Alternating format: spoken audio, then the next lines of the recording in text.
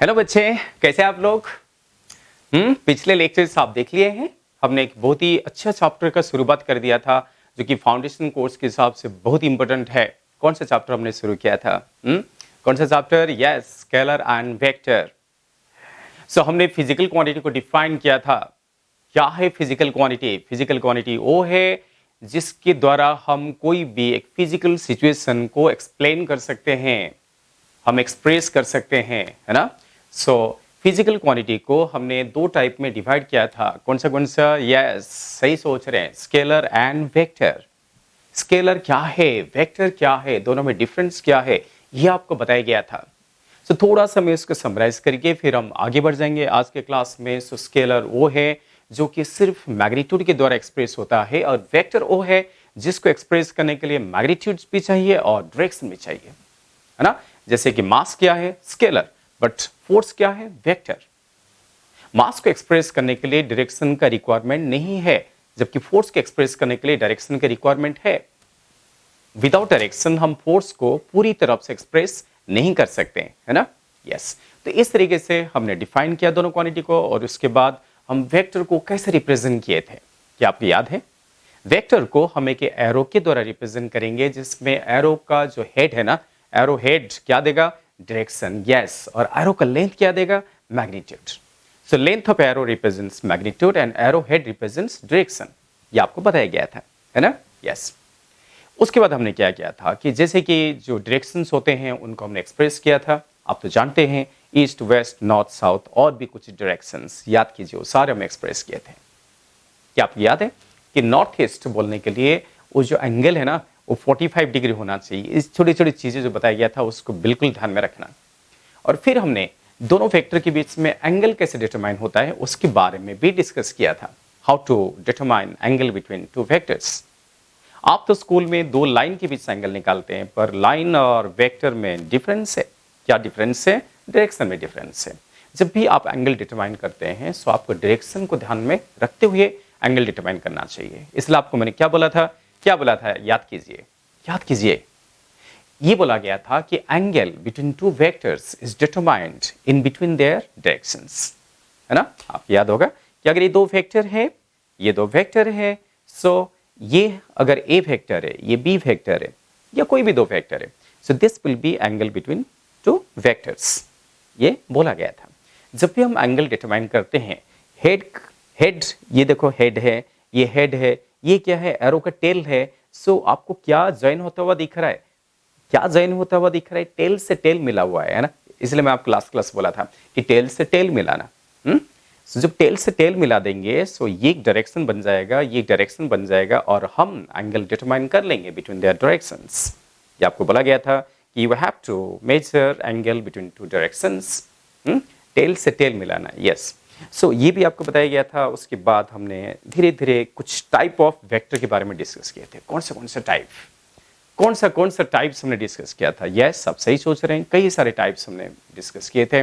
जैसे कि equal vector क्या है ना? पैरेलल वेक्टर क्या है? एंटी पैरेलल क्या है? क्या है? याद कीजिए थोड़ा। इक्वल के लिए क्या होना चाहिए? इक्वल के लिए वेक्टर के मैग्नीट्यूड और डायरेक्शन क्या होना चाहिए? सेम होना चाहिए।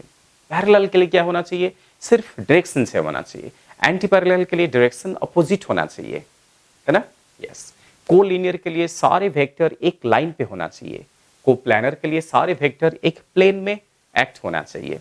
और को इनिशियल के लिए सारे वेक्टर्स एक पॉइंट से शुरू होना चाहिए। जैसे ये ए वेक्टर है, ये ए वेक्टर है, ये बी वेक्टर है, सो एक पॉइंट से ओरिजिनेट होना चाहिए। उनको हम क्या बोलते हैं? को इनिशियल वेक्टर या कंकरेंट वेक्टर बोलते हैं।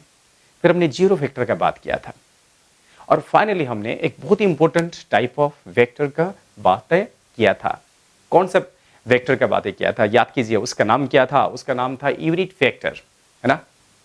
सोचिए, मैंने थोड़ा सा आपके यूनिट वेक्टर के बारे में थोड़ा सा अब और भी थोड़ा आपको याद दिला दूंगा। So what is unit vector? क्या मालूम है आपको? यूनिट वेक्टर के बारे में क्या पता है? थोड़ा याद कीजिए। सोचिए कि यूनिट वेक्टर वो है जो कि क्या रिप्रेजेंट करता है? सिर्फ डायरेक्शन को रिप्रेजेंट करता है ना? सोचिए, हमने अलग अलग टाइप ऑफ वेक्टर डिस्कस किए। फाइनली आखिरी में हमने कौन सा वेक्टर डिस्कस किया था? यस, वो क्या था? Unit vector. उसके बारे में काफी सारा हमने बातें की हैं। क्या बातें किए थे। यूनिट वेक्टर क्या है? पहला चीज है इट रिप्रेजेंट्स डायरेक्शन। ओके, और दूसरा चीज है कि इट्स मैग्नीट्यूड, इसका मैग्नीट्यूड कितना बोला गया था? यस, 1 बोला गया था। तो यूनिट वेक्टर वो है जो कि डायरेक्शन को रिप्रेजेंट करेगा और उसका खुद का मैग्नीट्यूड क्या है? 1 है। यूनिट मीन्स 1, उसको ध्यान में रखिए। मैं जस्ट इसको समराइज कर रहा हूं। एक्चुअली इसको प्रीवियस क्लास में हो चुका है, अगर आपने देखा नहीं होगा तो प्रीवियस क्लासेस देख लीजिए, लेक्चर नंबर 1 और 2, ये दोनों आपको देखना है। ओके, सो यूनिट वेक्टर को हम कैसे रिप्रेजेंट किए थे, याद कीजिए। आपको याद होगा कि वेक्टर क्या है? वेक्टर वो है जिसको मैग्नीट्यूड है और डायरेक्शन है। जैसे कि वेक्टर को हम अल्फाबेटिकली ऐसे रिप्रेजेंट कर सकते हैं, ए वेक्टर, या फॉर एग्जांपल हम एक फोर्स वेक्टर ले लेते हैं। फोर्स को हम एफ में सिंबलाइज करेंगे और ऊपर के एरो दे देंगे। सो ये क्या रिप्रेजेंट करेगा? फोर्स को रिप्रेजेंट करेगा, है ना। ऊपर एरो देने से, ऊपर ही जो एरो दिया ना, एरो देने से पता चल गया कि ये स्केलर नहीं है, एक वेक्टर क्वांटिटी है, इसका मैग्नीट्यूड है और उसकी डायरेक्शन भी है। बेटा बताइए, मैं इसका जो मैग्नीट्यूड है ना, उसको कैसे एक्सप्रेस किया था? मैथमेटिकली मैग्नीट्यूड को कैसे रिप्रेजेंट करते हैं? मैथमेटिकली ऐसा एक सिंबल यूज किया जाता है। ये एक मैथमेटिकल सिंबल है, जिस सिंबल का नाम मैंने क्या बोला था? क्या बोला था इस सिंबल का नाम? यस, इसका नाम था मॉडुलस। क्या? मॉडुलस। इस सिंबल को क्या बोला था? मॉडुलस। तो हम इसको क्या बोलेंगे? मॉडुलस सिंबल ऑपरेट होने से क्या मिलता है आपको? इसका सिर्फ मैग्नीट्यूड मिलता है। सोचिए, एफ एक वेक्टर है, एफ वेक्टर मतलब फोर्स वेक्टर। ये सिंबल ऑपरेट होने से, मॉडुलस सिंबल ऑपरेट होने से आपको जो कुछ मिला है उसमें डायरेक्शन है क्या? क्या उसमें डायरेक्शन है? नहीं है, सिर्फ क्या है? मैग्नीट्यूड है। ओके, सो मॉडुलस ऑपरेट होने से जो मिलता है हम क्या बोलते हैं? इसको magnitude. This is called as magnitude of force. हम ऐसा बोल सकते हैं, जो फोर्स वेक्टर है उसका मैग्नीट्यूड है। समझ पा रहे हैं? अच्छा, तो डायरेक्शन को कैसे एक्सप्रेस करें? डायरेक्शन को हम ऐसे एक्सप्रेस करेंगे, एफ कैप। याद करो, एफ कैप देने से क्या बन गया? ये बन गया यूनिट वेक्टर। मैं आपको बोला था ना, एक स्पेशल सिंबल हमने दिया था, आपको याद नहीं? आई कैप, जे कैप, याद कीजिए। सो एफ कैप क्या है? एफ कैप है यूनिट वेक्टर। इसको क्या बोलेंगे? यूनिट वेक्टर, है ना। यूनिट वेक्टर which gives क्या? डायरेक्शन, जो हमें डायरेक्शन देगा। which gives direction of force. जो फोर्स हम डिफाइन करना चाहते हैं, यहां पे जो फोर्स को हम डिफाइन करना चाहते हैं उसका जो डायरेक्शन है, वो डायरेक्शन को कौन रिप्रेजेंट करेगा? यूनिट वेक्टर रिप्रेजेंट करेगा, जिसको हमने एफ कैप में रिप्रेजेंट किया है। सो फाइनली आप ऐसा लिख सकते हैं। आप याद कीजिए, अगर ये मैग्नीट्यूड है और ये डायरेक्शन है, ये क्या है? फोर्स का मैग्नीट्यूड। ये क्या है? फोर्स का डायरेक्शन। जब दोनों को साथ में ले लेंगे, दैट मीन्स, देखिए यहां देखिए, अच्छे से देखिए, एफ क्या है? मैग्नीट्यूड। एफ कैप क्या है? डायरेक्शन। ये मैग्नीट्यूड है और ये डायरेक्शन है। जब दोनों साथ में आ जाएंगे, उससे क्या मिलेगा? यस, उससे जो मिलेगा वो होगा फोर्स वेक्टर। उससे पूरी तरफ से हम वेक्टर को डिफाइन कर ले रहे हैं। So that means force vector को हम ऐसे अलग अलग लिख सकते हैं, है ना। ये तो वेक्टर है, इसमें मैग्नीट्यूड भी है और डायरेक्शन भी है, और आपने मैग्नीट्यूड को अलग लिखा और डायरेक्शन को अलग लिखा, ऐसा आप सोच लीजिए। और दोनों मिलने के बाद पूरा फोर्स वेक्टर ही बन गए। तो इसलिए कोई भी वेक्टर को, जैसे कि सपोज मैं बोलूंगा, अरे ए वेक्टर को आप कैसे एक्सप्रेस करोगे? तो आप ए वेक्टर को कैसे एक्सप्रेस करोगे? इस तरीके से आप एक्सप्रेस करेंगे। आपको लिखना पड़ेगा ए इंटू ए कैप, ऐसे लिखना पड़ेगा। खाली ए का मतलब क्या है? सिर्फ ए का मतलब है ए वेक्टर का मैग्नीट्यूड, और ए कैप का मतलब क्या है? डायरेक्शन। आप ऐसे लिखिए या ऐसे लिखिए, कुछ फर्क नहीं गिरता। जो ये है वही ये है, और ये क्या है? मैग्नीट्यूड है। सो दैट मीन्स हम यहाँ पे मेंशन कर सकते हैं, सो दिस इज मैग्नीट्यूड। ये फोर्स का क्या है? मैग्नीट्यूड है। और ये क्या रिप्रेजेंट करेगा? This represents what? डायरेक्शन। क्योंकि वो यूनिट वेक्टर है, उसका मैग्नीट्यूड 1 है, वो सिर्फ डायरेक्शन को रिप्रेजेंट करेगा। समझ पा रहे हैं? यस। सो हम जैसे कि लास्ट क्लास में आपको याद होगा कि हम कोई भी एग्जांपल ले सकते हैं, है ना? कोई न्यूमेरिकल्स अगर दिया रहता है, उसमें से एक्सप्रेस करते हैं। सपोज़ एक न्यूमेरिकल, आप एक न्यूमेरिकल फेस कर रहे हैं, आपके प्रॉब्लम फेस कर रहे हैं। उस प्रॉब्लम में फोर्स दिया है 50 50 न्यूटन अलोंग, 50 न्यूटन अलोंग क्या? ईस्ट। 50 न्यूटन अलोंग ईस्ट, इसका मतलब क्या है बताइए? इसका मतलब ये जो 50 न्यूटन है ना, वो क्या है? बोलिए, वो क्या है? यस, वो है मैग्नीट्यूड। 50 न्यूटन है मैग्नीट्यूड, और अलोंग ईस्ट क्या है? अलोंग ईस्ट क्या है? डायरेक्शन। तभी तो हम फोर्स को वेक्टर बोल रहे हैं ना। सो ये है मैग्नीट्यूड, ये है डायरेक्शन। हम दोनों को मिलाने के बाद हम क्या बोलते हैं? फोर्स वेक्टर बोलते हैं, है ना? Yes. So this is how we can represent vector in terms of unit vector. So हम इसको क्या बोल सकते हैं? सो कई बार बच्चे मैग्नीट्यूड को लेके कंफ्यूज होते हैं। ओके बेटा, अगर आप कंफ्यूज हो रहे हैं ना, आपको समझ में आ रहा है ना, ये जो 50 न्यूटन है ना, हम इसको क्या बोलते हैं? इसको बोलते हैं मैग्नीट्यूड। हाँ, और एलोंगेज तो डायरेक्शन ही है। कंफ्यूज मत होना। मैग्नीट्यूड का मतलब क्या है? हम फोर्स को माप सकते हैं ना। अब सोचिए, फिजिकल क्वांटिटी का मतलब क्या है? What is physical quantity? क्या मैं बोलूंगा कि मार्कर एक फिजिकल क्वांटिटी है? कई बार बच्चे ना कंफ्यूज होते हैं, जो छोटे छोटे बच्चे रहते हैं वो कंफ्यूज होते हैं। क्या हम बोलेंगे कि मार्कर एक फिजिकल क्वांटिटी है, या मेरा स्पेक्स एक फिजिकल क्वांटिटी है? ऐसा हम बोल सकते हैं? बिल्कुल नहीं। मार्कर एक ऑब्जेक्ट का नाम है, ये फिजिकल क्वांटिटी नहीं है। कंफ्यूज मत होना। समझ पा रहे हैं ना? मार्कर एक ऑब्जेक्ट का नाम है। या मोबाइल फोन क्या एक फिजिकल क्वांटिटी है? नहीं है। ऐसे तो हम सबको फिजिकल क्वांटिटी बोलने लगेंगे, है ना? सो आप समझिए, चीजों को समझिए। मोबाइल फोन एक फिजिकल क्वांटिटी नहीं है। मोबाइल फोन एक ऑब्जेक्ट का नाम है ना? जो हम यूज करते हैं, जो हम इसको यूज करते हैं। किस लिए यूज करते हैं पता होगा आपको, है ना? हाँ। सो मोबाइल फोन एक ऑब्जेक्ट है, वो एक फिजिकल क्वांटिटी नहीं है। पर उस ऑब्जेक्ट अगर हमारे सामने है, या हम उस मोबाइल फोन को ऑपरेट कर रहे हैं, उस मोबाइल फोन को ऑपरेट कर रहे हैं, तो ऑपरेट करते टाइम हमें उसको एक्सप्लेन करने के लिए, दैट मीन्स मोबाइल फोन का ऑपरेशन को एक्सप्लेन करने के लिए हमें कुछ क्वांटिटी यूज करना पड़ेगा, जिसको हम क्या बोलते हैं? फिजिकल क्वांटिटी बोलते हैं। जैसे कि फॉर एग्जांपल, क्या बिना करंट में, बिना करंट फ्लो में मोबाइल फोन ऑपरेट हो सकता है?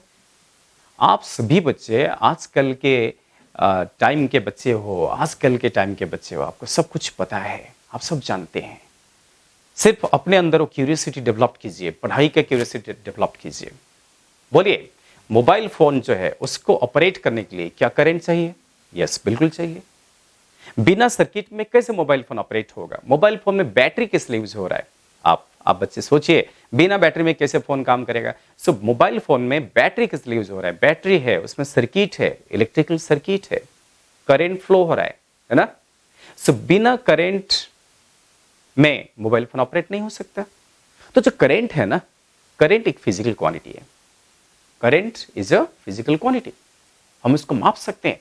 फिजिकल क्वांटिटी वो है जिनको हम मेजर कर सकते हैं, जिनको मेजरमेंट किया जा सकता है ना? कैसे आप डिस्टेंस को मीटर, किलोमीटर उसके द्वारा मापते हैं, मास को ग्राम, किलोग्राम उसके द्वारा मापते हैं, वैसे करंट को एम्पियर यूनिट में मापा जाता है। करंट का यूनिट का नाम क्या है पता है बेटा? करंट का यूनिट का नाम क्या है? एम्पियर। एम्पियर एक साइंटिस्ट है जिनके नाम से, जिनको रेस्पेक्ट देते हुए हमने करंट का यूनिट का नाम ही एम्पियर बना दिया। जैसे न्यूटन भी एक साइंटिस्ट का नाम है ना? यस। तो ये सारी बातें अच्छे से सुनिए, समझिए। समझ पा रहे? सो जैसे न्यूटन फोर्स का यूनिट है, दैट मीन्स फोर्स को मापने के लिए हमें एक यूनिट चाहिए, उसका नाम क्या है? न्यूटन है। यस। सिमिलरली करंट को मापने के लिए एक यूनिट चाहिए जिसका नाम क्या है? एम्पियर। तो करंट एक फिजिकल क्वांटिटी है। ये आपने चार्ज सुना होगा, चार्ज हम बोलते हैं ना, बैटरी डिस्चार्ज हो गया है, बोलते हैं ना? यस। जैसे कि आपने एक मोबाइल लिया और आपने अभी घर में बैठे हो, तो आपने टप टप टप टप टप टप चालू कर दिया है ना? सो मोबाइल को टप टप टप टप चालू किया तो मोबाइल डिस्चार्ज हो गया। हम क्या बोलते हैं? बैटरी डिस्चार्ज हो गया। चार्ज और डिस्चार्ज, है ना? तो चार्ज क्या है? वो भी एक फिजिकल क्वांटिटी है। करंट क्या है? वो एक फिजिकल क्वांटिटी है। वो सब लोग कहाँ है? मोबाइल के अंदर है। मोबाइल क्या है? मोबाइल फिजिकल क्वांटिटी नहीं है, वो एक अप्लायंसेस है, वो एक ऑब्जेक्ट है जो हम यूज कर रहे हैं। ओके बेटा? सो फिजिकल क्वांटिटी और फिजिकल सिचुएशन में थोड़ा डिफरेंस है ना. सो दैट मीन्स कोई भी एक फिजिकल सिचुएशन अगर आपके सामने है, उस फिजिकल सिचुएशन को एक्सप्लेन करने के लिए कुछ मेजरेबल क्वांटिटीज हम यूज करते हैं या उसके हेल्प लेते हैं. हम उनको क्या बोलते हैं? फिजिकल क्वांटिटी बोलते हैं. और वो दो प्रकार का है, स्केलर है और कुछ क्वांटिटी को हम वेक्टर बोलते हैं. बस इतना ही है. समझ पा रहे हैं? यस. चलिए कोई बात नहीं. तो वापस यहां देखिए, मैंने लास्ट क्लास जो आपको पढ़ाया था, जो लास्ट क्लास हमने डिस्कस किया था, उसका ही समराइज कर रहा हूं. आपको डिटेल्स पिछले क्लास में मिलेगा. अगर आपने देखा नहीं होगा तो जरूर लेक्चर नंबर 1 और लेक्चर नंबर 2 देख लीजिए, जो प्रीवियस वीक में आपको सिखाया गया था. ओके बेटा, देखिए. सो क्या है, मैं जानबूझ के प्रीवियस क्लास में ये जो टॉपिक पढ़ाया गया था उसको आपको रिमाइंड करवा रहा हूं. ठीक है, क्योंकि ये बहुत ही इंपॉर्टेंट है. इसका नाम क्या है? इसका नाम है यूनिट वेक्टर. इसका नाम है यूनिट वेक्टर. इसका नाम है यूनिट वेक्टर, बट काम क्या है? इसका नाम क्या है? यूनिट वेक्टर, बट इसका काम क्या है? काम क्या है? वो है कि डायरेक्शन को रिप्रेजेंट करना. बस वो चीज आप ध्यान में रखिए. जहां भी आपको डायरेक्शन का रिप्रेजेंट करना पड़ेगा, वहां पे आपको यूनिट वेक्टर का हेल्प लेना पड़ेगा. ओके. सो दैट मीन्स कोई भी वेक्टर वो होता है जिसको मैग्नीट्यूड होता है और जिसको डायरेक्शन होता है. और डायरेक्शन को एक्सप्रेस करने के लिए हम एक वेक्टर को डिफाइन करते हैं, जिस वेक्टर का नाम क्या है? Unit vector. जैसे कि मैं आपके सारे एग्जांपल देके समझा रहा हूं. सो कोई भी वेक्टर को आप इस ढंग से एक्सप्रेस कर सकते हैं. So any vector can be represented by this manner. Okay. So हम इसको क्या बोल सकते हैं? दिस इज कॉल्ड एज, ये जो लिखा गया है, this is called as unit vector. Unit vector representation. Unit vector representation of a vector, है ना. कोई भी वेक्टर को हम in terms of unit vector ऐसा रिप्रेजेंट कर सकते हैं. करेक्ट? या जिसमें कुछ नहीं, बस ये मैग्नीट्यूड को अलग लिखा जा रहा है और डायरेक्शन को अलग लिखा जा रहा है. समझ पाए? चलेगा. तो अगर आपको ये सारी चीजें आपका रिमाइंड हो गया, अब आप बोलिए कि मैंने आई कैप किस लिए डिफाइन किया था, जे कैप किस लिए डिफाइन किया था, वो सब याद है आपको? गुड. याद है तो बहुत ही अच्छी बात है. याद नहीं है तो और भी अच्छी बात है. तो थोड़ा और एक बार रिवाइज करो, है ना. जब पहले आप सीखोगे ना, कुछ चीजें हैं जो आपके याद में नहीं रहेगा. समझ पा रहे बेटा? जब कोई भी चीजें हम पहली बार लर्न करेंगे, जैसे कि आपने अगर यूनिट वेक्टर पहली बार लर्न किया, पहली बार आपने सीखा, तो ये चांस है कि आप इसको भूल जाएंगे. इसलिए थोड़ा रिवीजन आपका तगड़ा होना चाहिए. जब आपने कुछ भी चीज लर्न कर रहे हैं उसको रिवाइज कीजिए. तभी तो बोला था कि खाली लेक्चर देखना नहीं है. वीडियो लेक्चर कोई एंटरटेनमेंट नहीं है. वीडियो लेक्चर देखकर अभी आपको लिखना पड़ेगा. आप नोटबुक में लिखिए, लिखोगे फिर इसको रिवाइज करोगे तो आपके ध्यान में रहेगा ना. एक बार दो बार आपको ऐसा देखना पड़ेगा, रिवाइज करना पड़ेगा. चलिए कोई बात नहीं. कौन बोलेगा आई कैप क्या है? आई कैप, जे कैप, ये सब किसने डिफाइन किया था? याद है क्या आपको? तो ये देखो, ये क्या बना रहा हूं? X axis, Y axis. आप लोग बनाते हो ना स्कूल में, वही है. एक्स एक्सिस भी एक डायरेक्शन को रिप्रेजेंट कर रहा है. अगर मैं इसको डायरेक्शन को रिप्रेजेंट करूं, इसको अगर पॉजिटिव एक्स डायरेक्शन बोलूं, तो मैंने ना यहां पे डिफाइन कर दूंगा आई कैप. आई कैप भी एक यूनिट वेक्टर है जो पॉजिटिव एक्स एक्सिस को रिप्रेजेंट करता है, या पॉजिटिव वाई एक्सिस का डायरेक्शन को रिप्रेजेंट करता हुआ जो यूनिट वेक्टर है उसका नाम क्या है? जे कैप. जैसे आई कैप वैसे जे कैप. अच्छा, अगर इसको जे कैप लिखा, इसको क्या लिखेंगे? ये तो ओरिजिन है. हाँ, इसको लिखेंगे माइनस जे कैप, और इसको क्या लिखेंगे? Minus i cap. सही सोच रहे हो, बिकॉज माइनस साइन, वेक्टर में माइनस साइन क्या रिप्रेजेंट करता है? यस, माइनस साइन वेक्टर में हमेशा अपोजिट डायरेक्शन को रिप्रेजेंट करता है. Opposite direction. अगर इसको प्लस आई कैप लिखा, पॉजिटिव एक्स एक्सिस, तो माइनस आई कैप क्या है? Negative x axis. तो negative sign represents opposite direction. उसको ध्यान में रखिए. ठीक है. तो ये कौन सा है? ये अच्छा, ये 2D में है या 3D में है?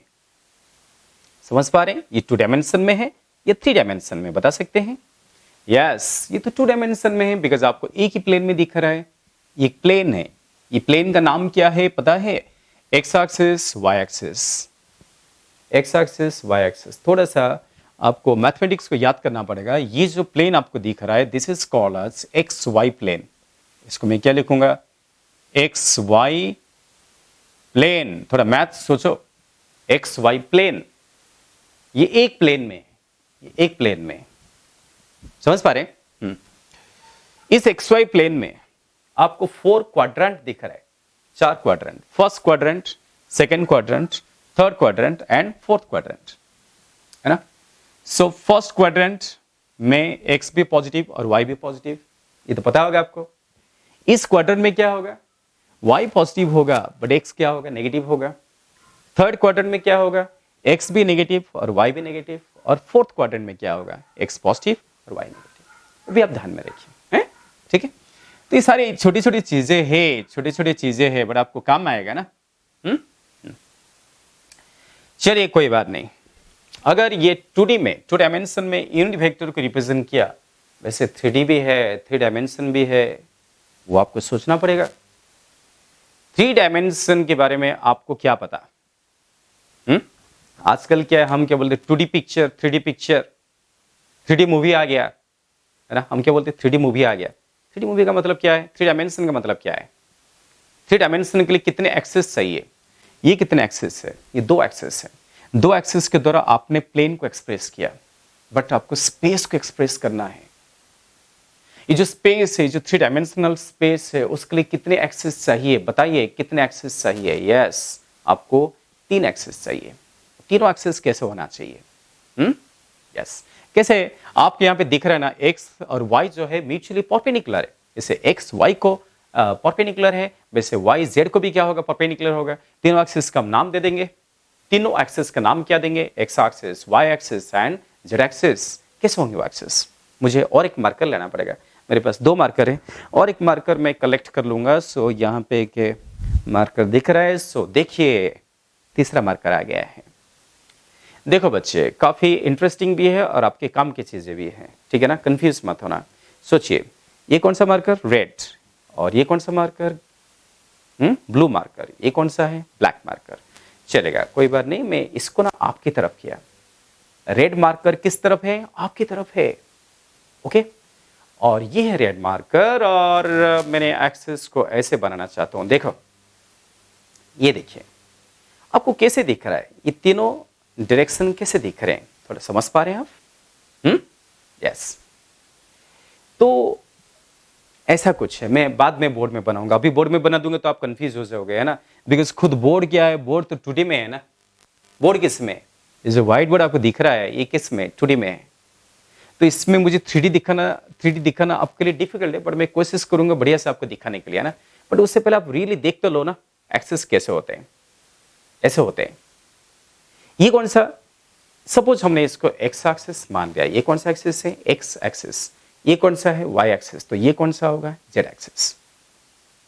आप इसको अच्छे से रियलाइज कर पाएंगे आप जिस रूम में बैठे हैं, आपका जो स्टडी रूम है या जिस रूम में आप बैठे हैं, उस रूम के कोई भी कॉर्नर को देखिए। जैसे कि मैं उस कोने में देख रहा हूं ना, आपको नहीं दिखता होगा, आप आपका रूम में देखो। आप एक कोने में देखना, एक कॉर्नर में देखना, आपको 3 एक्सिस साफ साफ दिखेगा।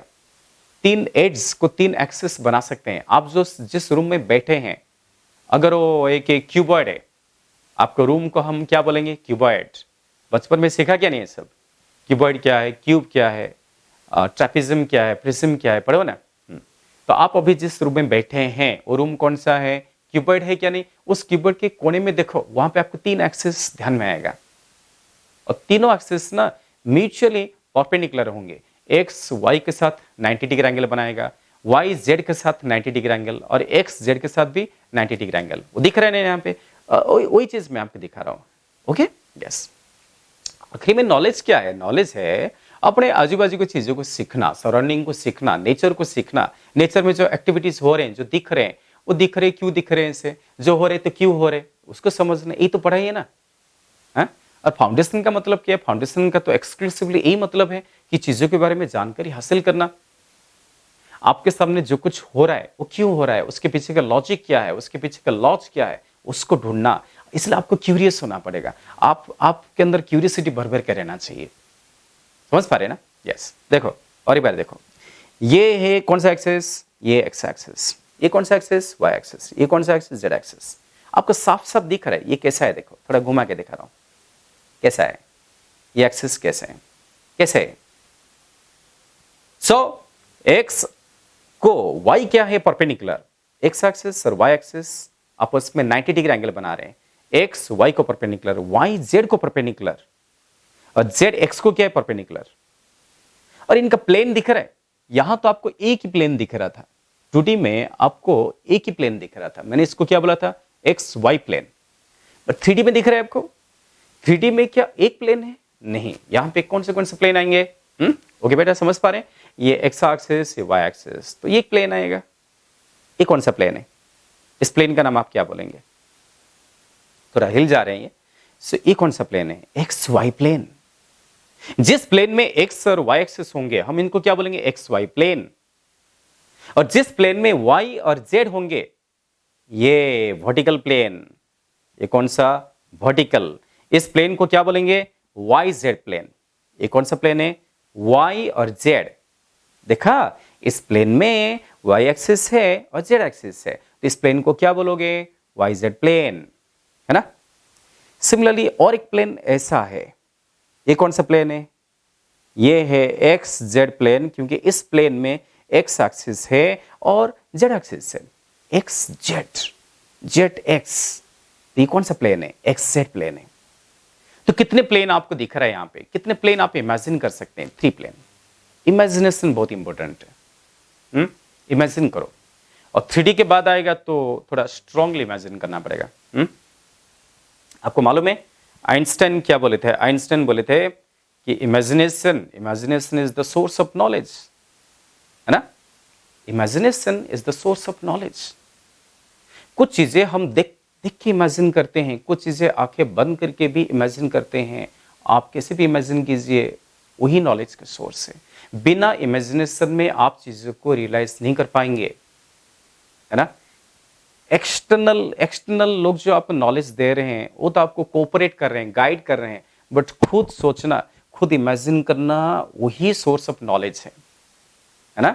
यस, आप टीचर आपको समझाएंगे, आप किताब में से कुछ चीज पढ़ेंगे, वो सारे एक्सटर्नल है, बट खुद जो इमेजिन करेंगे, खुद जो सोचेंगे, खुद प्रैक्टिस करेंगे, उसी से ही आपका रियल फाउंडेशन डेवलप होगा। कोई बात नहीं बेटा, देखो आप एक्स एक्सिस वाई एक्सिस, ये कौन सा plane, X Y plane, Y axis Z axis, कौन सा प्लेन, वाई जेड प्लेन, है ना। फिर एक्स एक्सिस जेड एक्सिस, कौन सा प्लेन, एक्स जेड प्लेन। कितने प्लेन आया, 3 प्लेन आया, X Y plane, Y Z plane और एक्स जेड प्लेन, है ना। यस, तो ये 3D में है, तो हम इसको एक एक डायरेक्शन दे सकते हैं ना, जैसे आपने 2D में डायरेक्शन दिया आई कैप और जे कैप, यहां भी डायरेक्शन दे सकते हैं ना। देखो ये हो गया है एक डायरेक्शन, इसको हम क्या बोलेंगे, आई कैप। अगर इसको आई कैप बोलेंगे तो इसको क्या बोलेंगे, इसको क्या बोलोगे, यस जे कैप। ये आई कैप, ये क्या है, जे कैप, और इसको क्या बोलेंगे, के कैप। तो तीनों कैप आपके सामने, ये क्या है, आई कैप, जो कि पॉजिटिव एक्स एक्सिस को रिप्रेजेंट करता है ना।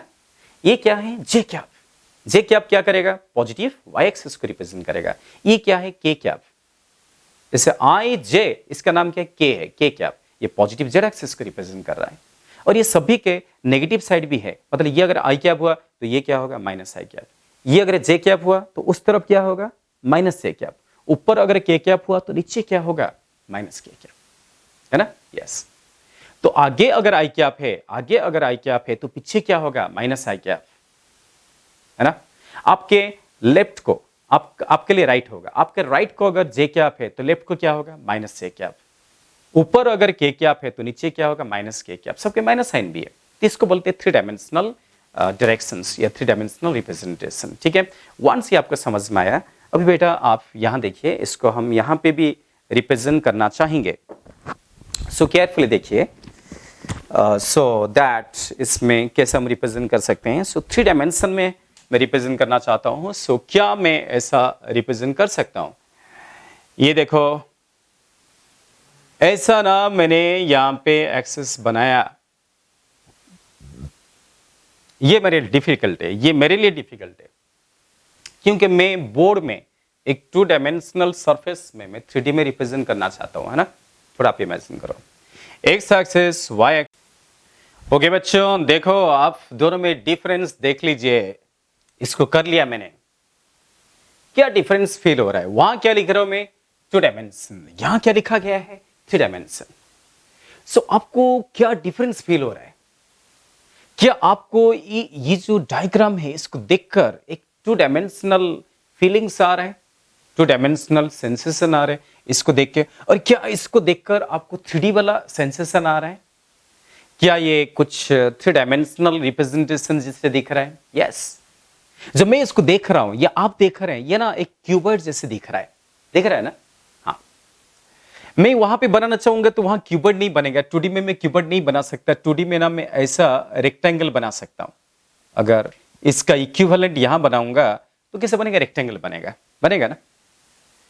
यहां सिर्फ रेक्टेंगल बना सकता, यहां पे एक ही फेस बना सकता, एक ही सरफेस बना सकता हूं, बट यहां पे एक फेस नहीं है। ये जो डायग्राम आपको दिख रहा है, ये कैसा दिख रहा है आपको? ये क्यूबर्ड जैसे दिख रहा है क्या? नहीं। तो क्यूबर्ड जैसे दिख रहा है। आपने बचपन में पढ़ा होगा, वो स्कूल के बच्चे सीखते ना, प्रिज्म कैसा है, सिलेंडर कैसा है, क्यूबर्ड कैसा है, क्यूबर्ड में कितने फेस है, सीखते हैं ना, कितने डायगोनल है, क्यूबर्ड में कितने एड्स है, कितने फेस डायगोनल है, वो सारी चीजें लगेगा जो आप बचपन में पढ़े हो ना, वो सबके सब यहाँ पे लगेगा। चलिए गए बने, तो ये क्यूबर्ड आपको दिख रहा है। तो 3D सेंसेशन आया, अब आपको आया क्या? यहां पे y और z, y एक्सिस को देखिए, z एक्सिस को देखिए। और जो y एक्सिस और z एक्सिस है उसको कौन सा एक्सिस परपेंडिकुलर है? कौन से है? Yes, x axis. बेटा कंफ्यूज मत होना, कंफ्यूज मत होना। एक्चुअली क्या है, ये ना बच्चे कई बार बोलते हैं x एक्सिस उस तरफ है। सोचो, क्या x एक्सिस उस तरफ है? अरे अभी तो आपको सिखाया, अभी तो आपको समझाया। मैंने क्या समझाया था? अभी आपको बताया था कि एक्स एक्सिस जो है वो उस तरफ नहीं है। आपको क्या बोला था? एक्स एक्सिस आपकी तरफ है। ये देखो, लाल कलर का मार्कर देखो, मैं आपको एक्स एक्सिस इस तरफ बोला था क्या? नहीं। यस। और वाई एक्सिस किस तरह बोला था? वाई इस तरह बोला था, और जेड ऊपर की तरफ बोला था। ये तीनों की तीनों जो एक्सिस है वो यहाँ पे सेटिस्फाई हो रहे हैं। आप देखिए अच्छे से देखिए थोड़ा, ये देखो आप, थोड़ा मैं टाइम ले रहा हूं बट मुझे लेना जरूरी है। देखिए आप, ये कौन सा एक्सिस? X axis. ये कौन सा एक्सिस? Y axis. ये कौन सा एक्सिस? Z axis. आपको वाई एक्सिस, ये वाई एक्सिस, ये वाई एक्सिस, कोई कंफ्यूजन है? कोई कंफ्यूजन नहीं। ये जेड एक्सिस, ये जेड एक्सिस, कोई कंफ्यूजन है? नहीं। और एक्स एक्सिस को लेकर थोड़ा कंफ्यूजन होता होगा, है ना। सो बच्चे कई बार क्या बोलते हैं कि जो एक्स एक्सिस है ना, एक्स एक्सिस जो है वो उस तरफ है, ऐसा बोल लेते हैं। क्या एक्स एक्सिस उस तरफ है? ये जो वॉल है, ये जो बोर्ड है, क्या बोर्ड के अलग उस तरफ नहीं है? मैं भी कुछ नहीं कर सकता क्योंकि मुझे ना इस बोर्ड में बनाना पड़ रहा है ना, इसलिए आपको ऐसे लग रहा है। असली में एक्स एक्सिस ऐसा नहीं है, एक्स एक्सिस आपकी तरफ है, ये एक्स एक्सिस है। बोला गया ना, y और z को x क्या होना चाहिए? ये y है, ये z है, तो ये क्या है? x है। देखो मैं उसके पास ले गया, एकदम पास ले गया। एक्चुअली ऐसा है ना। हाँ, तो आगे के लिए कंफ्यूज मत होना। जब हम पेपर में लिखते हैं, बोर्ड में लिखते हैं, तो हमें ऐसा लिखना पड़ता है। तो आप इमेजिन कीजिए, आप एज्यूम कीजिए, ये जो एक्स एक्सिस है वो एक्चुअली आपकी तरफ है, ऐसा है। ठीक है, चलिए कोई बात नहीं, बढ़िया से आप समझ रहे हो, आपको ध्यान में आ रहा है ना। यस, आप मेरे सामने नहीं हो, फिर भी कहीं ना कहीं मुझे ऐसे फीलिंग आ रहा है कि आपको समझ में आता होगा। फिर भी देखो बेटा, अगर कहीं पे समझ में आया नहीं, जैसे 3D में है, अगर आपको थोड़ा सा कहीं पे समझ में आया नहीं तो आप जरूर मुझे पूछ लीजिए, हमें पूछिए। आपको हम हेल्पलाइन नंबर दे रहे हैं ना, उस नंबर पे फोन करके पूछ सकते हैं, आप व्हाट्सअप करके पूछ सकते हैं, हम इमीडिएटली आपके डाउट क्लियर कर देंगे। ओके बेटा, यस। तो हम क्या करते हैं, इनको डायरेक्शन देते हैं। एक्स एक्सिस को कौन सा कैप? यस, आई कैप, ये डायरेक्शन आई कैप होगा। वाई एक्सिस का क्या होगा? जे कैप। ये सब पॉजिटिव, इनका उल्टा क्या होगा? नेगेटिव होगा। इसको क्या लिखेंगे? के cap. I cap, J cap and के कैप। के कैप क्या है? के कैप भी एक यूनिट वेक्टर है जो कि जेड एक्सिस को रिप्रेजेंट कर रहा है, जेड एक्सिस के डायरेक्शन को रिप्रेजेंट कर रहा है। समझ पा रहे हैं? Okay, so this is all about discussion of unit vector. ये छोटी छोटी चीजें आपको मैं क्यों समझा रहा हूं, ये छोटी छोटी चीजें समझाऊंगा तभी आप बड़े बड़े चीजें समझ पाएंगे, हैं? यस, चलिए कोई बात नहीं, अभी जो है नेक्स्ट हम आगे बढ़ते हैं। वंस आपके ये सारी चीजें समझ में आ गया, सो नेक्स्ट हम एक बहुत ही इंपॉर्टेंट टॉपिक में एंटर करेंगे और एंटर करने से पहले आपको थोड़ा सा मैथमेटिक्स का कुछ आइडिया लगेगा। हमने वाइजली मैथमेटिक्स में ट्रिगोनोमेट्री शुरू किया। आपने देखा होगा। ट्रिगोनोमेट्री का भी 2 क्लासेस आपके पास आ चुका है। ट्रिगोनोमेट्रिक में आपको sign theta, cos theta, tan theta ये सब सर ने डिफाइन किया, वो सब फिजिक्स में लगने वाला है। पूरी मैथ फिजिक्स को बैकअप देता है, मालूम है। ऐसे बोला जाता है कि mathematics is a luxurious coach. क्या बोलते हैं? Mathematics is a luxurious coach which which takes physics to its proper destination. Mathematics एक लग्जरियस कोच है जो फिजिक्स को प्रॉपर डेस्टिनेशन में पहुंचा देता है। फिजिक्स को प्रॉपर डेस्टिनेशन में पहुंचाने वाला सब्जेक्ट कौन है? मैथ है। तो मैथ को इग्नोर मत करना, बहुत ही यूजफुल सब्जेक्ट है ना। क्या सीखा आपने ट्रिगोनोमेट्रिक में? मैथमेटिक्स क्लास में ट्रिगोनोमेट्री ये ना मैथ का एक पार्ट है, एक ब्रांच है मैथमेटिक्स में जो कि फिजिक्स में बहुत यूज होने वाला है ना। ट्रिगोनोमेट्रिक में राइट एंगल ट्रायंगल का ही प्रॉपर्टी लेके बनाया गया है। एक राइट एंगल ट्रायंगल है, हम एक काम करते हैं इस एंगल को थीटा ले लेते हैं। थीटा क्या एंगल है? ये कौन सा साइड है? ये है अपोजिट। ये कौन सा है? ये कौन सा साइड? एडजेसेंट, शॉर्टकट में लिख रहा हूं। ये कौन सा है? Hypotenuse, hypo. तो कैसे ट्रिगोनोमेट्रिक में कुछ छोटे छोटे फंक्शन डिफाइन किया गया। हम क्या बोलते हैं? फंक्शन। मैथमेटिक्स में, मैथमेटिकल लैंग्वेज में उसको बोलते हैं ट्रिगोनोमेट्रिक फंक्शन। समझ पा रहे? Trigonometric function. तो कई सारे ट्रिगोनोमेट्रिक फंक्शन डिफाइन किया गया है। कौन सा फंक्शन? एक साइन फंक्शन है ना, साइन फंक्शन, एक कॉस फंक्शन, एक tan function, sine, cos, tan, cosec, sec, cot, ये सब। चलिए तीनों पहले समझो। Sine theta, cos theta, tan theta, ऐसा आप किताब में देखते होंगे, है ना। तो ट्रिगोनोमेट्रिक में, मैथमेटिक्स में इनको डिफाइन कैसे किया गया? ओके बेटा बताओ, साइन थीटा को कैसे डिफाइन करते हैं? साइन थीटा को ये ट्रायंगल में ही डिफाइन करते हैं, ये ट्रायंगल में डिफाइन करते हैं। कैसे? Sine theta is equal to opposite, shortcut में लिख रहा हूं, अपोजिट बाय क्या? Hypotenuse. Okay, opposite by hypotenuse क्या है? साइन थीटा है। ओके बेटा। सिमिलरली कॉस थीटा कैसे डिफाइन किया गया है? कॉस थीटा को डिफाइन किया गया है adjacent upon hypotenuse, adjacent by hypotenuse. और टैन थीटा को कैसे डिफाइन किया गया है मालूम? टैन थीटा को डिफाइन किया गया अपोजिट बाय एडजेसेंट, ऐसे डिफाइन किया गया। तो ये तीनों फंक्शन कम से कम अभी ध्यान में रखिए, ये हम फिजिक्स में यूज करने वाले हैं। तो what is sine theta, what is cos theta and what is tan theta? इनको बोलते हैं ट्रिगोनोमेट्रिक फंक्शन। तो ये जो ट्रिगोनोमेट्रिक फंक्शन है, इसको तो डिफाइन कर दिया, तो इसको थोड़ा लिख लेता हूं। So these are called as, इनको क्या बोलते हैं? Trigonometric function. देखो बच्चे, अगर आपको ये पहले पता नहीं था, मैथ में तो सिखाया गया, मैथमेटिक्स में भी जब सिखा रहे हैं ना सर, कई सारे नया मैथमेटिक्स आपको ध्यान में आएगा। आप आजकल के बच्चे हो, आज के जमाने के बच्चे हो। हमेशा कोई भी नया चीजें जब आपको सिखाया जाता है, जैसे कि आपको ये सब क्या है, आपके लिए न्यू है ना, मैं भी आप पहले जानते होंगे, बट जब भी कोई चीजें आप सीखते हैं उसको इग्नोर मत करो। कई बार मैंने देखा कि ठीक है, इसलिए जो है आप वो नया चीजें सीखने का मूड में रहिए। फाउंडेशन कोर्स कर रहे हो तो थोड़ा सा आपको हाई फाई लेवल में सीखना चाहिए और आप क्यूरियस होना चाहिए, क्या मुझे डीपली समझना है, मुझे डेप्थ में समझना है, बहुत सारी चीजें मैं सीखूंगा, मैं सब्जेक्ट का अवेयरनेस बहुत अच्छे से बढ़ाऊंगा। सब्जेक्ट का अवेयरनेस भी बहुत इंपॉर्टेंट है। अगर आपका अवेयरनेस नहीं है, कैसे पढ़ना, क्या पढ़ना, कौन से लेवल तक पढ़ना, क्या क्या चीजें हो सकता है, फिर आप कैसे पढ़ पाएंगे? हैं? तो इस तरीके से इसको बोला जाता है ट्रिगोनोमेट्रिक फंक्शन। क्या बोलते हैं? Trigonometric function, sign theta, cos theta, tan theta, है ना। सो अगर मैं यहाँ पे इसको मिटाए तो आपको समझ में आ गया है। सो अगर मैं साइन थीटा को कॉस थीटा में डिवाइड करूंगा तो बेटा बताओ क्या मिलेगा? जैसे कि यहाँ पे मैंने क्या किया, साइन थीटा को कॉस थीटा में डिवाइड कर दिया, है ना।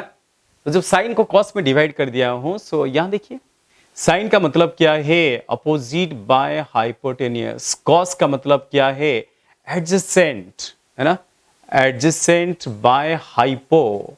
हाइपो हाइपो कट गए, हाइपो हाइपो गए, तो क्या मिला आपको, आपको मिला अपोजिट, अपोजिट साइड बाय क्या, एडजेसेंट साइड।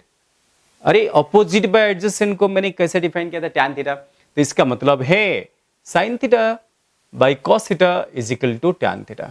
मतलब टैन थीटा के लिए आप साइन को कॉस में डिवाइड कर दीजिए। तो ये इंपॉर्टेंट फॉर्मूला है जो आपको ध्यान में रखना है। ये सारे ध्यान में रखिए। So tan theta, therefore tan theta is equal to क्या, sine theta by cos theta. इसको बेटा ध्यान में रखिए। चलिए ऐसे छोटे छोटे चीजें काम में लगेगा, हाँ, छोटी छोटी चीजें आपको लगेगा। और एक चीज बेटा देखो, मैं क्या करूंगा, sign square theta plus cos square theta. आपको क्या पूछेगा, अरे साइन स्क्वायर थीटा और कॉस स्क्वायर थीटा को ऐड कर देंगे ना तो क्या मिलेगा। यस, आप अभी बता सकते हैं। इसी को क्या लिखना पड़ेगा, उसको स्क्वायरिंग करो, डिफाइन हुआ ना, इसको स्क्वायरिंग करेंगे तो क्या मिलेगा, अपोजिट का स्क्वायर बाय कौन सा, हाइपोटेनियस। अच्छा, अपोजिट का square by hypo square plus क्या, adjacent square by hypo square. Addition आता है क्या नहीं। तो क्या यहाँ पे देख रहे हैं, आपको क्या दिख रहा है, देखो नीचे तो ये हाइपो स्क्वायर, ये तो एलसीएम लूंगा तो वही आएगा, हाइपो स्क्वायर, हाइपोटेनस का स्क्वायर।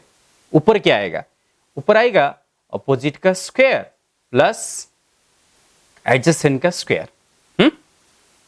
क्या आपको वो थ्योरम पता है कौन सा, राइट एंगल ट्रायंगल में पाइथागोरस थ्योरम। पाइथागोरस थ्योरम क्या है, पाइथागोरस थ्योरम ये है, दिख रहे ना, अपोजिट साइड का स्क्वायर प्लस एडजेसेंट साइड का स्क्वायर इज इक्वल टू किसका स्क्वायर, हाइपोटेनियस का स्क्वायर।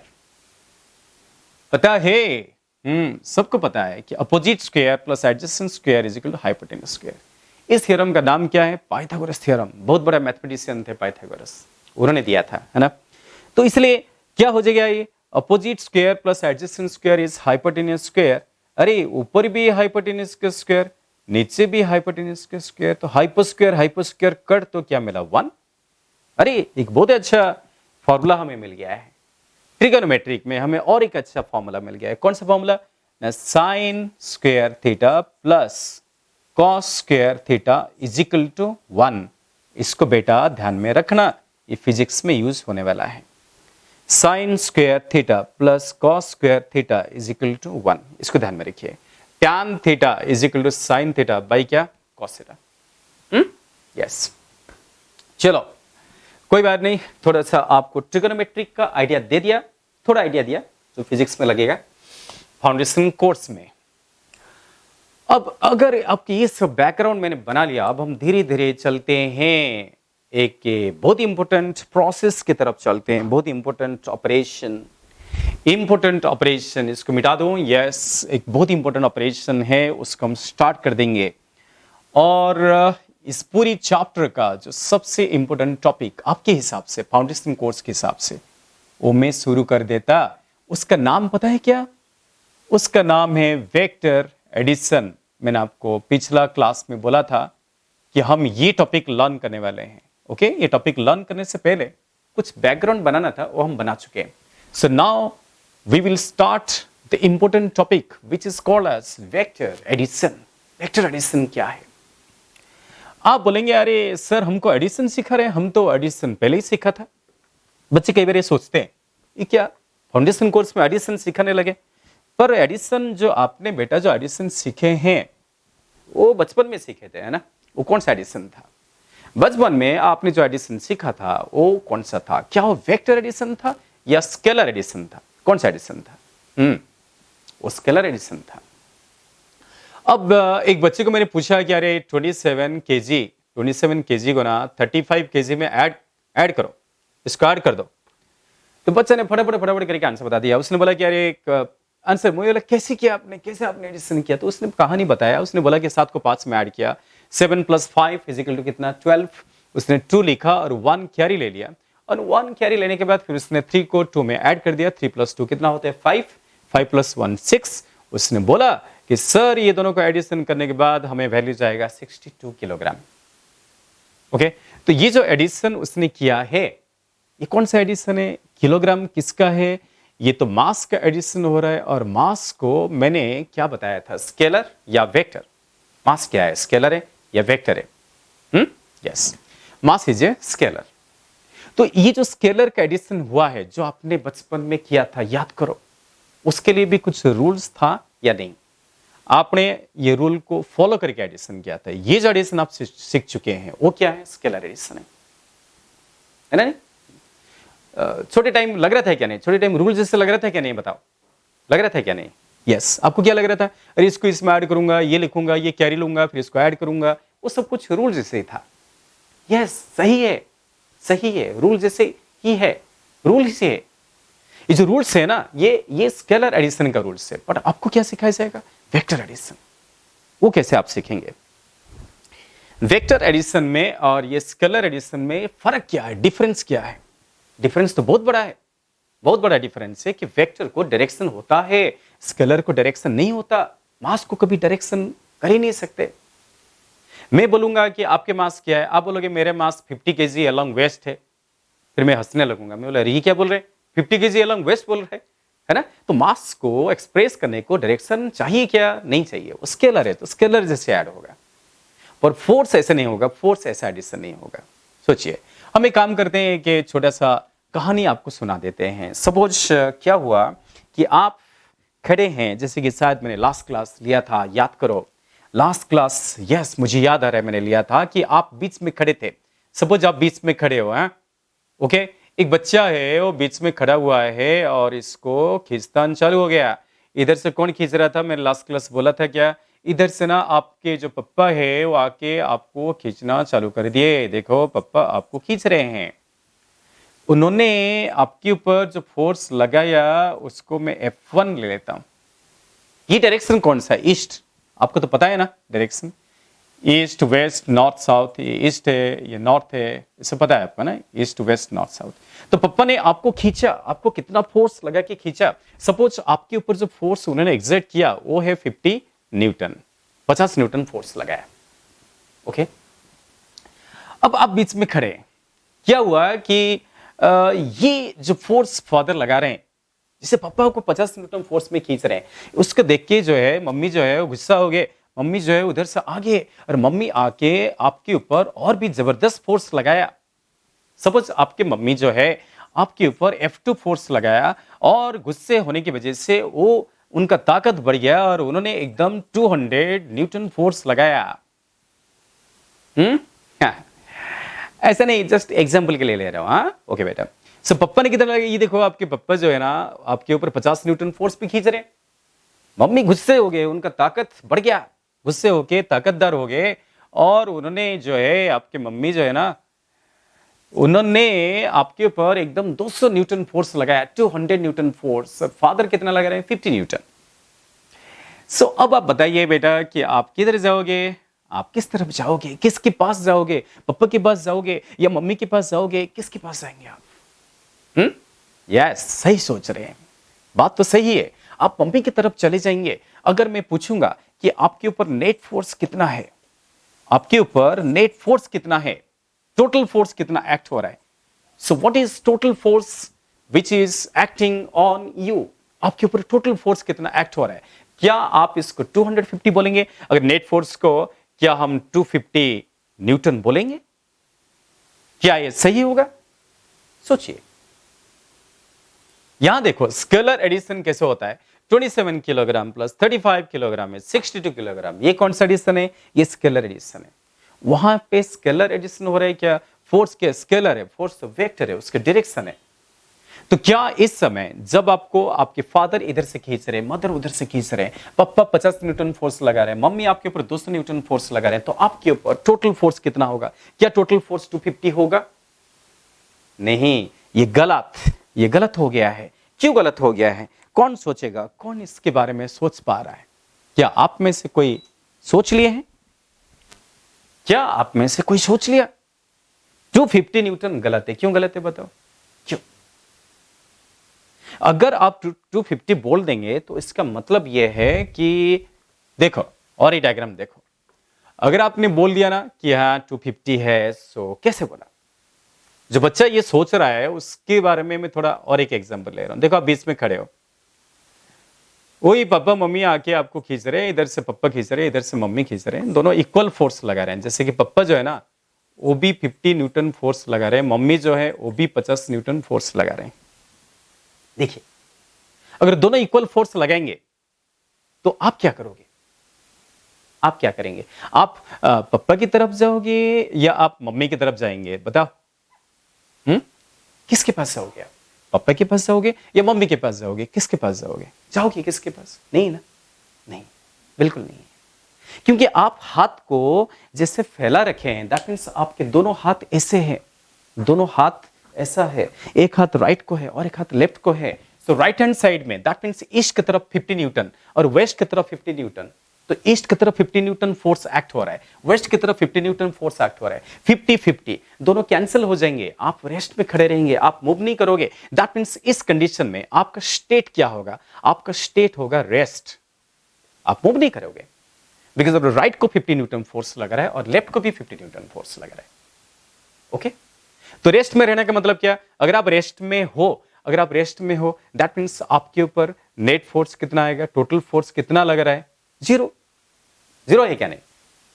अगर कुछ फोर्स होता, आपके ऊपर कुछ फोर्स होता तो आप मूव करते हैं ना, आप मूव नहीं कर रहे हैं। राइट को 50 न्यूटन, लेफ्ट को 50 न्यूटन, इसका मतलब क्या है? ये जीरो कैसे हुआ? राइट को अगर मैं प्लस पकड़ा, लेफ्ट को मैंने क्या पकड़ लिया? माइनस।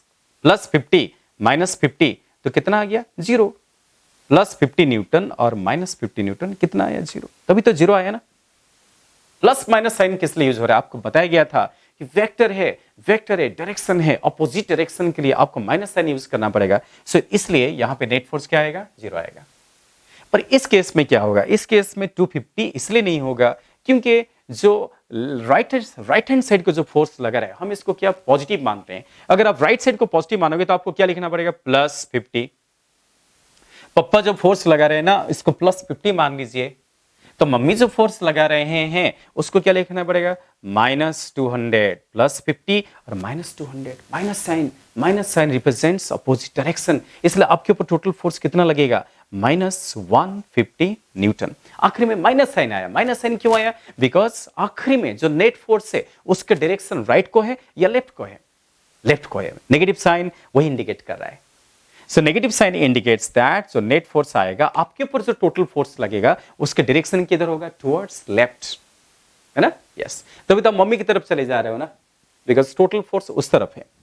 तो इस तरीके से वेक्टर एडिशन के बारे में थोड़ा अलग तरीके से सोचना पड़ता है। स्केलर एडिशन और वेक्टर एडिशन में एक डिफरेंस आपको मैं जो है डिफरेंस क्या है उसका फीलिंग्स आपको दे रहा हूं। ठीक है, वैसे बचपन में आप स्केलर एडिशन के बारे में कुछ रूल्स सीखा था, कुछ रेगुलेशन सीखा था, है ना? वैसा ही जैसे बचपन में आपने स्केलर एडिशन के रूल्स सीखे थे, वैसा ही मैं आपको वेक्टर एडिशन के कुछ रूल्स सिखाने वाला हूं। वेक्टर एडिशन के रूल्स, उसके लिए भी लॉज है, वेक्टर को ऐड करने का भी लॉज है, रूल्स है, वो हम सीखेंगे। उसके बाद आप बराबर वेक्टर को ऐड कर सकते हैं। ठीक है, सो कौन से रूल है जो वेक्टर एडिशन को गाइड करते हैं? सोचिए, वेक्टर एडिशन को गाइड करने के लिए या वेक्टर एडिशन के लिए मैथमेटिक्स में या जो मैथमेटिशियन है उन्होंने कुछ रूल्स बना रखे हैं जो हमें सीखना पड़ेगा। ठीक है, जो साइंटिस्ट है, जो मैथमेटिशियन है, उन्होंने कौन सा रूल बनाया? उन्होंने रूल बनाया और हम इसको यूज करके ना वेक्टर को ऐड कर देते हैं और फिर हमें बराबर रिजल्ट्स आ जाते हैं, है ना? सो उसको हम लिख सकते हैं रूल्स फॉर क्या? Vector, rules for vector addition. कौन से रूल्स है मालूम? इसमें कई सारे रूल्स आएंगे। ओके, कई सारे रूल्स आएंगे, जैसे कि फर्स्ट रूल का नाम है ट्रायंगल रूल, ये हम स्टडी करेंगे। Triangle rule. सेकेंड रूल को हम बोलेंगे पैरेललोग्राम रूल। पैरेललोग्राम रूल, ये सेकेंड रूल है। एंड थर्ड रूल का नाम है पॉलीगन रूल। Polygon rule. तो ये तीनों रूल हमें सीखना पड़ेगा। So what is triangle rule, what is parallelogram rule and what is polygon rule? तो ये तीनों रूल्स जो है हम वन बाय वन स्टडी करेंगे, जिसमें आप वेक्टर को डायरेक्टली ऐड कर सकते हैं। ठीक है बेटा? सो कैसा है कि ये जो फाउंडेशन कोर्स अभी शुरू हुआ है, आपको ऐसा बेसिक चीजें लिया जाएगा।